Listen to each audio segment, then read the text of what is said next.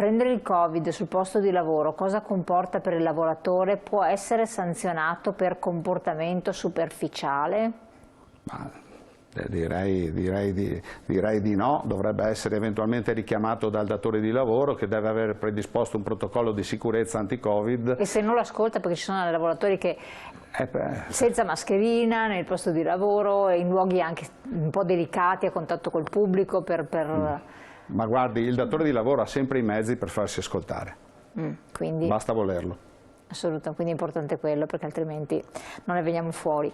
Che cosa in sintesi, che valutazione, che considerazione si sente di fare lei invece alla luce di questi ultimi 3 anni dove purtroppo abbiamo visto delle impennate pazzesche di incidenti che non ci si aspettava?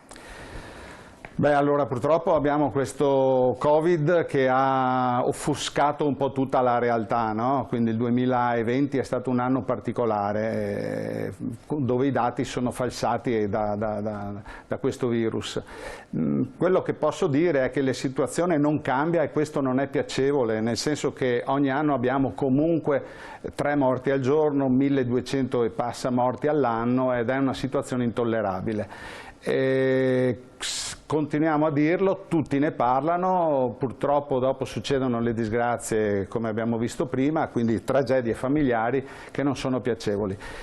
Speriamo che questo governo, che qualcosa sta facendo, ma dobbiamo ancora vederne i risultati, come dicevo prima è stato modificato anche questo testo unico della sicurezza, sono state messe all'interno delle misure che dovrebbero portare dei risultati, ma dobbiamo avere pazienza e speriamo che i tempi siano brevi per vedere dei risultati. Sì, anche magari sollecitare figure istituzionali, parlamentari, eccetera, perché si provveda con una normativa più incisiva per quanto riguarda le sanzioni, oppure con controlli anche più importanti, perché questo diventa determinante, no? Perché se un'azienda sa che è controllata, per forza di cose si deve in qualche modo adeguare o comunque attuare dei provvedimenti che possono servire poi ai lavoratori. Certo, guardi, le sanzioni ci sono, purtroppo mancano i controlli e anche a livello di indagini, quando succede qualcosa, manca un po' di personale in merito.